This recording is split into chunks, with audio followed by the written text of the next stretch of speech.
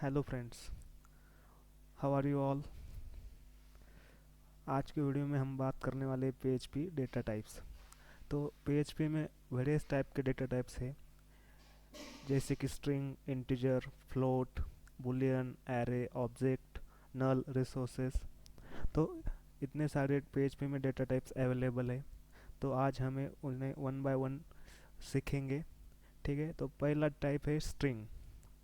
ठीक है, तो स्ट्रिंग क्या है, उसको हम क्या कह सकते हैं। String is a sequence of characters, मतलब उसमें कैरेक्टर्स होंगे। For example hello word. तो हेलो वर्ड एक क्या है, कैरेक्टर के सीक्वेंस है। ठीक है, तो पीएचपी में हम स्ट्रिंग डबल कोट या सिंगल कोट के अंदर भी लिख सकते हैं। फॉर एग्जांपल हम यहाँ पे अपना एक पीएचपी प्रोग्राम लिखते हैं।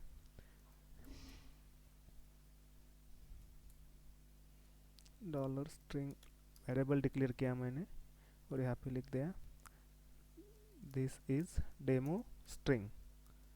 ठीक है, तो अब मुझे इसका डेटा टाइप चेक करना है। तो मैं डेटा टाइप कैसे चेक करूँगा, var dump डॉलर स्ट्रिंग। ठीक है, तो मैं पहले इसे सेव कर लेता हूँ, data types dot P H P. ठीक है, उसके लिए मैं चलता हूँ अपने क्रोम में। ठीक है, तो यहाँ पे फाइल आ गई है।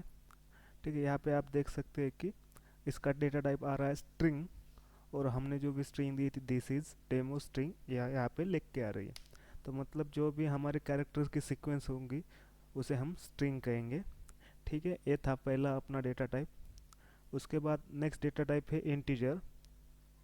ठीक, तो इंटीजर क्या है, N integer data type is a non decimal number. ठीक है, जो मतलब नॉन डेसिमल नंबर होते हैं उसको हम इंटीजर कहेंगे। उसके कुछ बेसिक रूल है। ठीक है, तो फर्स्ट रूल है N integer must have at least one digit. तो उसके अंदर एक डिजिट होना चाहिए, डिजिट यानी नंबर। ठीक है, N integer must not have a decimal point. अगर हम कुछ इंटीजर डिफाइन करते हैं, इंटीजर वैल्यू देते हैं, इंटीजर वेरिएबल डिक्लेयर करते हैं, तो उसमें कुछ डेसिमल पॉइंट नहीं होना चाहिए। N integer can be either positive और नेगेटिव। इंटीजर एक तो पॉजिटिव हो सकता है या नेगेटिव भी हो सकता है। फॉर एग्जांपल यहाँ पे हम ये अपना पीएचपी प्रोग्राम हमने स्टार्ट किया हुआ। यहाँ पे मैं एक एन करता हूँ और उसके आगे लिख देता हूँ 20। और अभी इसका आउटपुट हम चेक करेंगे।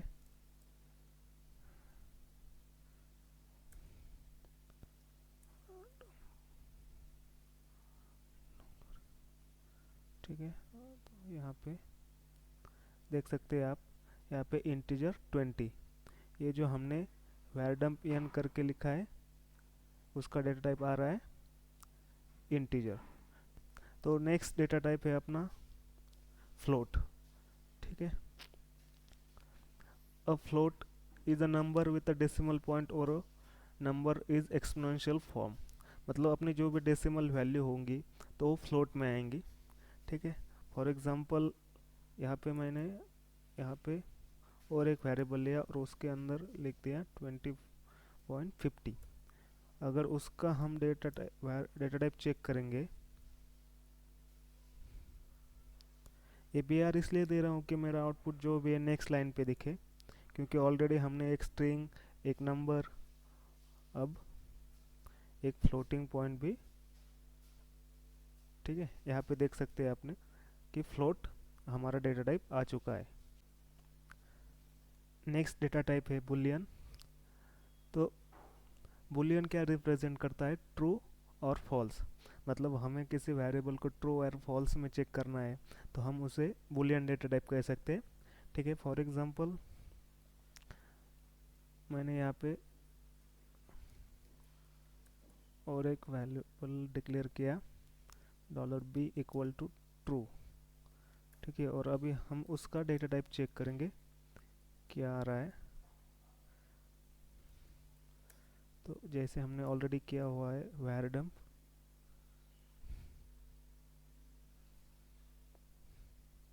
Dollar B. अभी इसका आउटपुट चेक करते हैं।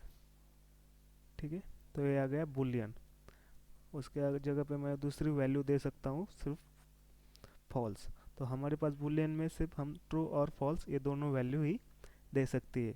ये डेटा टाइप था बुलियन। उसके बाद है एरे।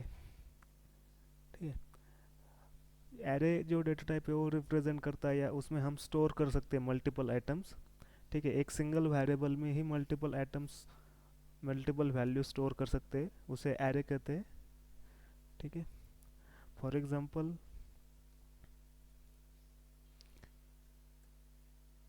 यहाँ पे मैंने डॉलर कार्स का एक एरे लिया। ठीक है, तो एरे को मैं स्क्वायर ब्रैकेट में लिख सकता हूँ। ठीक है, ये उसका सिंटैक्स है। ठीक है,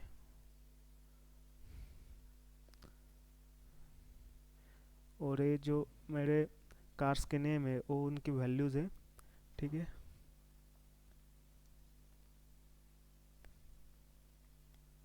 ठीक है, यहाँ पे मैंने 3 आइटम उसमें कार्स एरे में डाल दिए।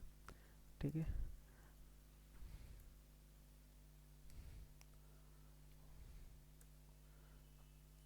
अभी मैं उसका डेटा टाइप चेक करता हूँ, डॉलर कार्स। ठीक है, तो देखते हैं इसका आउटपुट क्या आता है। ठीक है, यहाँ पे आप देख सकते हैं कि इसका आउटपुट आ रहा है एरे 3।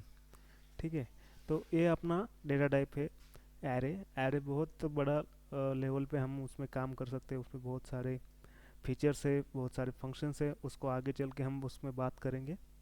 ठीक है, हम तो बेसिकली अभी सिर्फ बेसिक डेटा टाइप समझ रहे हैं। ठीक है, तो उसके बाद आता है ऑब्जेक्ट। ऑब्जेक्ट एक्चुअली क्या है? ठीक, तो नेक्स्ट आता है ऑब्जेक्ट। ऑब्जेक्ट है उसे हम एग्जांपल के डेमो से ही समझ लेते हैं। ठीक है, तो उसके लिए मैं क्या करता हूँ, यहाँ पे एक न्यू फाइल तैयार करता हूँ और उसको कार डॉट php स्टोर करता हूँ। ठीक है, तो यहाँ पे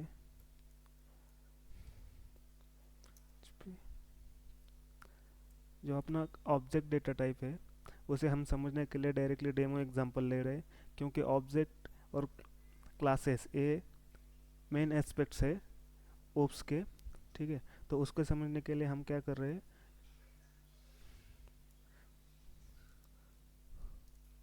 यहाँ पे मैंने एक क्लास ले लिया और उसमें हम क्या कर रहे हैं, दो वेरिएबल डिक्लेयर करेंगे, public dollar colour, public dollar model. ठीक है, और यहाँ पे मैं एक कंस्ट्रक्टर बनाता हूँ। कंस्ट्रक्टर डिफ़ॉल्ट फंक्शन होता है। ठीक है, जब भी हम क्लास को कॉल करेंगे तो उसके इनिशियलाइजेशन पे ये कंस्ट्रक्टर कॉल होगा। ठीक, तो मैं यहाँ पे एक कंस्ट्रक्टर बनाता हूँ, कंस्ट्रक्ट कलर डॉलर मॉडल। ठीक है, अभी मुझे अपने क्लास के ये जो वेरिएबल है उसे एक्सेस करना है, तो मैं उसके लिए दिस कीवर्ड का यूज़ करूँगा। ठीक है, this of colour equal to, जब भी हम अपने इस क्लास को कॉल करेंगे या कंस्ट्रक्टर को कॉल करेंगे तो उसमें हम उसको पैरामीटर पास करेंगे। ठीक है, उसी तरह से दिस ऑफ मॉडल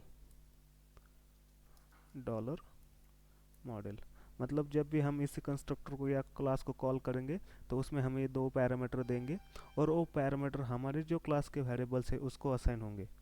ठीक है, तो वहाँ पे मैं अभी पब्लिक फंक्शन मैसेज, ठीक है, वहाँ पे मैं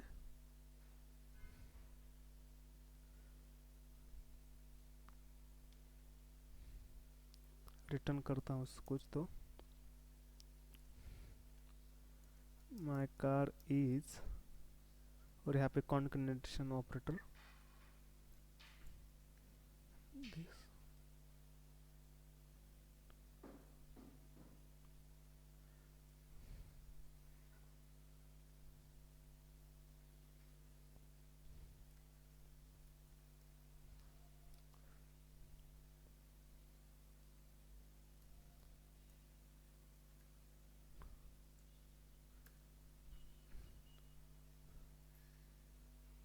ठीक है, अपना यहाँ पे अभी देखो एक डेमो कोड हो गया है।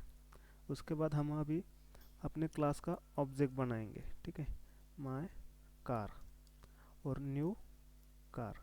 ठीक है, अभी हम इसको कॉल कर रहे हैं, ये क्लास को कॉल दे रहे हैं, तो उसके कंस्ट्रक्टर मैंने ऑलरेडी बताया था कि कंस्ट्रक्टर बाय डिफ़ॉल्ट कॉल होता है। तो कंस्ट्रक्टर में दो वेरिएबल रिक्वायर्ड है, दो पैरामीटर रिक्वायर्ड है। तो ठीक है, मैं यहाँ पे देता हूँ रेड, मतलब जो कलर है वो, उसकी एक वैल्यू दे देता हूँ यहाँ पे, और ऑल ओ। ठीक है, अभी वेर डंप माय कार, जो हम एक्चुअली समझना चाह रहे हैं वो है हमारा डेटा टाइप ऑब्जेक्ट। ठीक है, चलो देखते हैं इसका आउटपुट क्या आता है। और आप देख सकते हैं कि ऑब्जेक्ट उसका डेटा टाइप रिटर्न होके आ रहा है। ठीक है, तो ये था अपना data type object.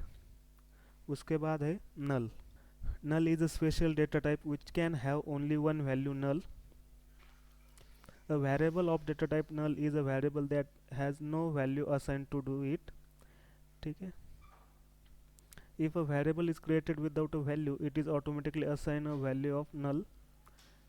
Variable can also be emptied by setting the value null.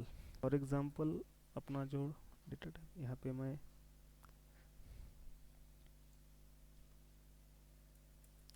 $d और उसको मैं null दे देता हूँ। ठीक है,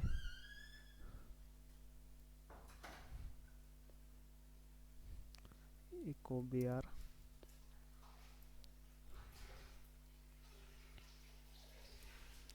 और उसका d। ठीक है, अभी उसका आउटपुट देखते हैं, डेटा टाइप्स। ठीक है, नल आ रहा है।